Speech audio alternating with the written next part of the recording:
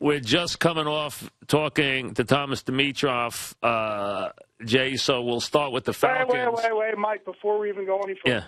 Yeah. I got to say I'm a little hurt with you. What's the matter?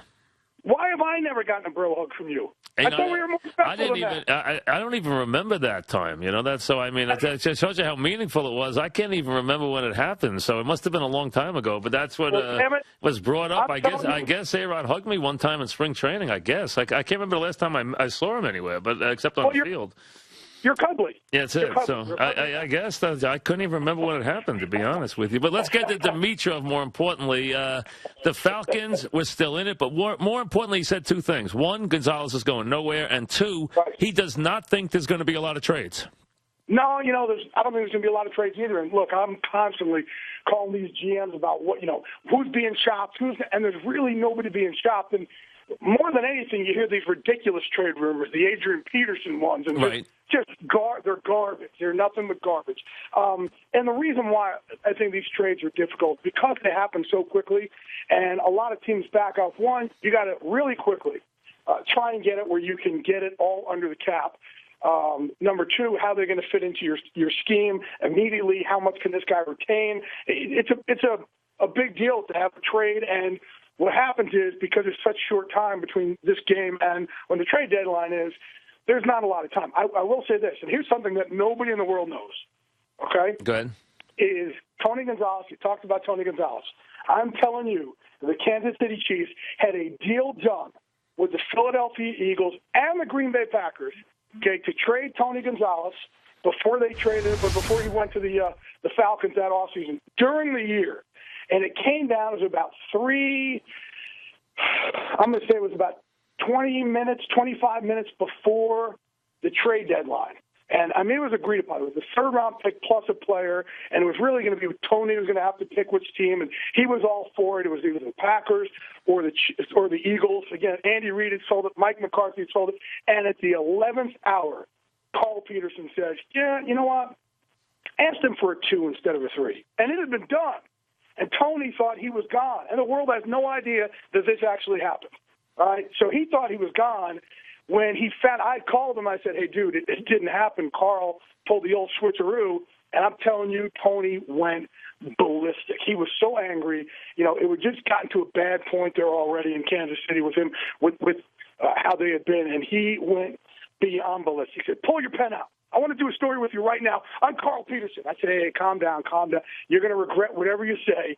I've never seen the guy so angry. And he ends up, in the offseason getting traded to, the Atlanta Falcons. But he was, Mike, this close. And the reason why they couldn't get it done, even if they wanted it to, there wasn't enough time to get the paperwork here with the league. Hey, I'm sure there's a lot of those cases where you almost wind up somewhere else. All right, let's talk about the Bucs off last night for a second. We'll talk about both teams. First, the Bucs. We'll take the bad first. The Bucs, empty seats, which is the fastest way any coach gets fired. Billboards all over the city. Now the team not only is losing, they're not competing. What's going on with Tampa? Yeah, look, Shiano. As of today, he was still there and he's telling his players, hey, I'm still here.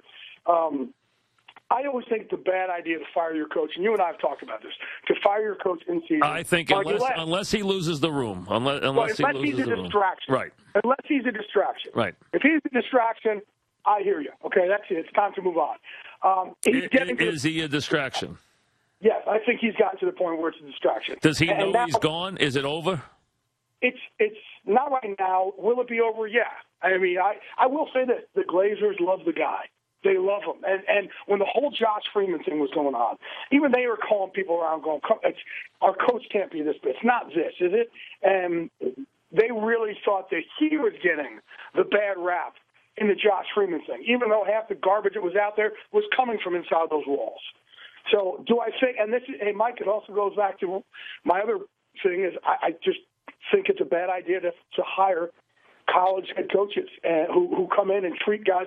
There are certain college head coaches who work. Pete Carroll's because he doesn't treat these guys like kids. Greg Schiano does. You said it last week. It's so true. You are talking about independent contractors. A lot of them are guys in their 30s who have families.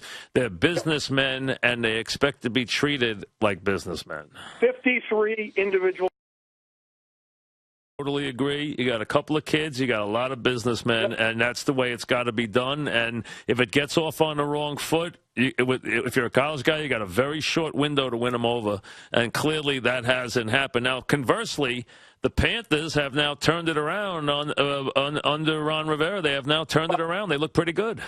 And conversely, that's why you don't listen to hot seat stories. I mean, a couple of weeks ago, there was a report, I forget what it was, just about how, they're already looking at candidates to replace Ron Rivera. Okay, and that's why stories like this, hot seat stories, are usually garbage. You'll have 20 guys in the hot seat, 7 will get fired, and obviously the other 13, they just drag these guys through the mud. What Ron Rivera's done over there, I think the masterful part is he said, we're going to change our identity and take everything off of Cam Newton. Okay, we're going to be a running game, Same thing Lovie Smith was doing.